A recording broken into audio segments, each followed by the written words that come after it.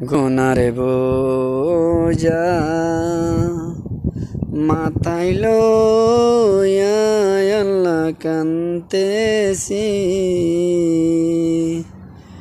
মাফ করো গো মাবুদ আল্লাহ এলাহি, মাফ করো গো মাবুদ আল্লাহ এলাহি। তুমি যদি মাফ না করো আল্লাহ বান্দারে, বলো তো মার বান্দা যাবে কারে দারে, বলো তো মার বান্দা যাবে কারে দারে।